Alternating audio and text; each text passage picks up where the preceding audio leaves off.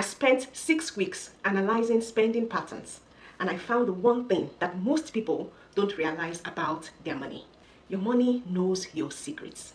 And if you could talk, you might be shocked by what it reveals about your habits, your priorities, and even your future. I know what you're thinking. Money can't talk, right? But what if it could? What would it say about you? Well, I'll tell you. And the reason I can tell you is because I have gone through hundreds of research about the psychology of money, so I know what I'm talking about. But first, picture this. Your money is crying right now, begging for a lifeline. Think about it.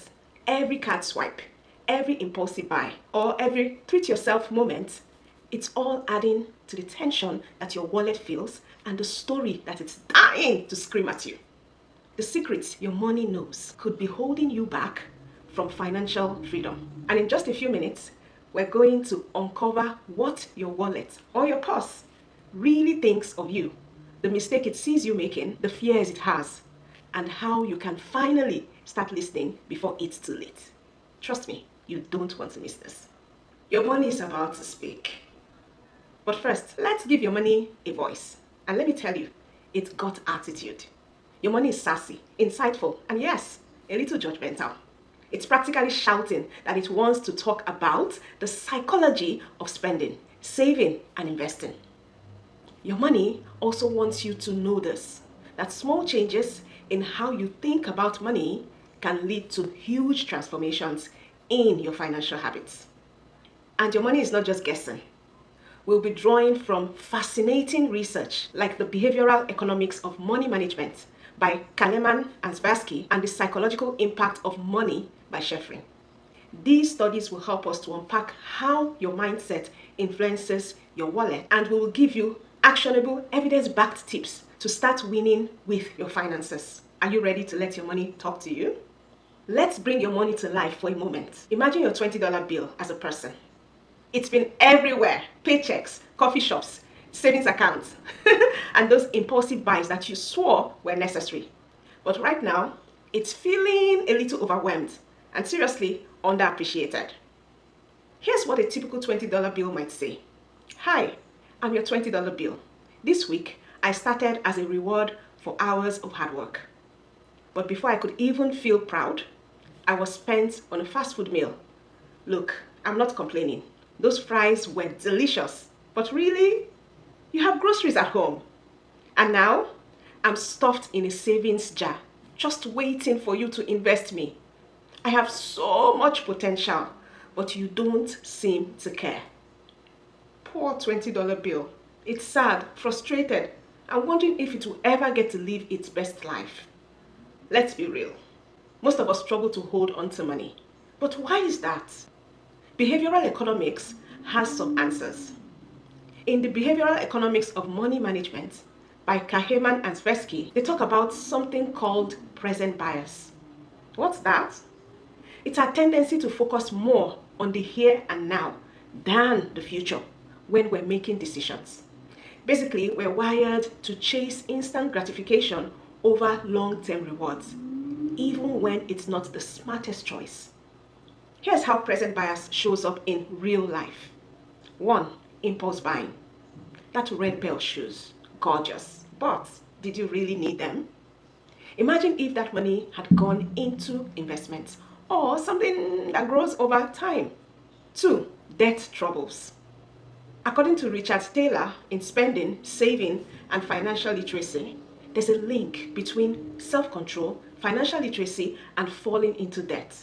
If you don't fully understand how credit works, and let's face it, many of us don't, you're more likely to overspend and struggle to pay it back.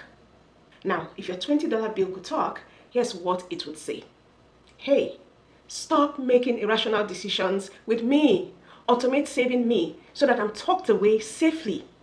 And make it harder to access funds meant for long-term goals. That way, you'll have to pause and think before you spend me recklessly. Small changes like these can break the cycle of impulse spending and set you up for smarter financial habits. It's time to help your money stick around and maybe even grow. Oh, excuse me, I think I hear my phone ringing. Yeah. Mr. $20 bill, is that you? Yeah, I was just telling them, what you told me. Oh, really? Okay.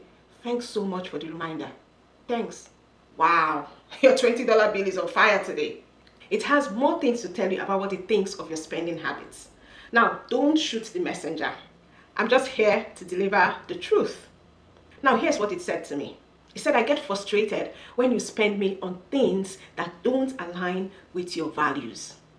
Now, let's add a bit of science to this. In his groundbreaking book, Thinking Fast and Slow, Nobel laureate Daniel Kahneman explains the two systems of thinking that drive our decisions. System 1 is fast, impulsive, and this is the side that screams, buy that expensive gadget now! You deserve it! System 2 is slow, deliberate, and rational. This one quietly whispers, maybe we should save for our child's education instead. Now here's the thing. System 1 often hijacks our decisions. And when that happens, we tend to make choices that don't align with our long-term goals or even our core values. For example, buying something flashy might feel great in the moment, but later you're left wondering, why didn't I just invest in something meaningful? Kahneman's research is humbling. It shows how irrationality sneaks into our everyday choices, and those choices can snowball into major financial, personal, and even professional consequences. So if your $20 bill could talk, it might gently, or not so gently, remind you to spend me on things that truly matter to you, things that align with your goals, your dreams, and your values. Otherwise, you're just chasing short-term highs and long-term regrets. It is time to start listening to your money because it's telling you the truth, even if it stings a little. The other thing I heard your money say is that emotional spending is the silent wallet killer. Let me explain. According to the paper, Emotions and Cognition in Financial Decision Making, emotions like fear, stress, and even overconfidence can hijack our financial decisions. Their research shows how these feelings cloud our judgment, making us perceive financial risk in ways that aren't entirely rational. Think about it. It happens to me too. You're stressed, so you grab your phone, open your favorite shopping app, and suddenly you've bought something you definitely didn't need. That quick dopamine hit feels amazing in the moment. But then what? Buyer's remorse kicks in, and your wallet is left holding the emotional baggage. Sad thing is, that temporary high from emotional spending doesn't fix the stress or the unhappiness. It just creates a new problem, which is an emptier bank account statement for yourself. So what's the fix? When you feel those emotional triggers creeping in, pause and redirect that energy into something free and fulfilling. Go for a walk. Fresh air can work wonders for clearing your head. Journal it out. Writing down your feelings can help you process them without spending a dime. Or call a friend.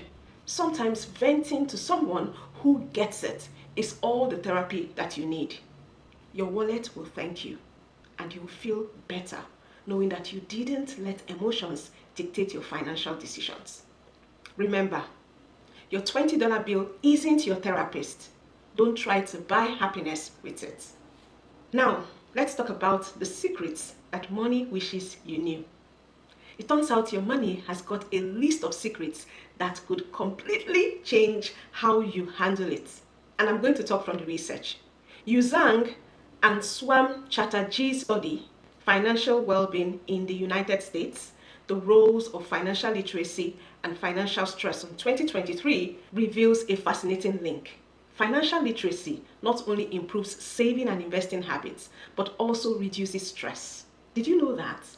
Lusadi and Mitchell back this up in their research, Financial Habits as Predictors of Wealth Accumulation, which emphasizes that habits like budgeting and investing are key predictors of wealth accumulation. So, following from this research, here is what your money wants you to know. 1. Respect me. Budgeting isn't a punishment, it's freedom. Think of it this way. Every dollar in your wallet or bank account needs a job. Whether it's paying bills, saving for children's education, or being invested for future growth, jobless dollars are wasted dollars. And let's be honest, your money is tired of being unemployed. So give it some purpose. 2. Grow me. Investing isn't just for the wealthy anymore. Your money is practically begging you to try. Use apps that let you start small. Even $5 is enough to get started. Learn as you go. Investing doesn't have to be complicated. Your money wants to grow up and live its best life. Don't keep it stuck at home doing nothing. 3. Don't let me sit idle. Here's the truth. Your money has 2 major fears. Fear 1, inflation. Your money hates sitting in a savings account, slowly losing its value. Even high-yield accounts can only do so much. The second fear it has is emotional spending. Remember earlier when we talked about those impulse buys? Your money hates being spent on things that aren't aligned with your goals. It's begging you to spend it purposely. The bottom line is that your money is rooting for you to succeed. It just needs a little help. Respect it by budgeting, grow it by investing, and protect it from fear by being intentional. Here's a thought. Your money is also a mirror. It reflects who you are. It reflects your habits, your priorities, and even your upbringing. If you don't believe me, let's dig into the fascinating research behind this idea. One paper I absolutely love is called 10 Experiences Only People Who Grew Up Poor Will Understand by Zada Slabacum. It explores how growing up in poverty shapes people's decision making, even long after their financial situation improves. It expands on the scarcity mindset, this idea that for kids who grow up in homes where money is tight, the feelings of financial instability leaves a lasting impact. That is the scarcity mindset. And it can shape how they think, how they feel, and how they act around money for the rest of their lives. This next thought is mind-blowing. And that is the fact that escaping poverty doesn't mean escaping the scarcity mindset. Even when someone makes it out of poverty, the scarcity mindset often tags along. It's like a shadow that never quite leaves. Studies show that growing up in an environment where resources were limited shapes how a person manages money in adulthood. Example, someone who grew up poor might splurge when they finally have money because they fear that they won't have it again. On the flip side, they might hoard money, unable to enjoy it, constantly worried about the what if. Even when they've made it and their bank accounts are healthy, those early experiences are like echoes. They never fully go away. Think about it. Those early experiences leave deep marks, influencing not just how people think about money, but also how they feel about it. So someone who grew up in poverty might oversave out of fear or overspend as a way to compensate for what they lacked as a child. What does this mean for you? Let's flip the script for a second. What's your money saying about you right now? Are you spending on things that don't really matter? Maybe that's a sign that you need to revisit your goals. Are you avoiding spending at all costs? That might hint at a deeper fear of instability. Or are you thoughtful and intentional with your money? If yes, then give yourself a pat on the back. Your reflection is looking good. Breaking free from the scarcity mindset isn't easy, but recognizing its grip is the first step. It's about finding balance, respecting your financial roots without letting them define your future. Now, what about those who grew up in affluence?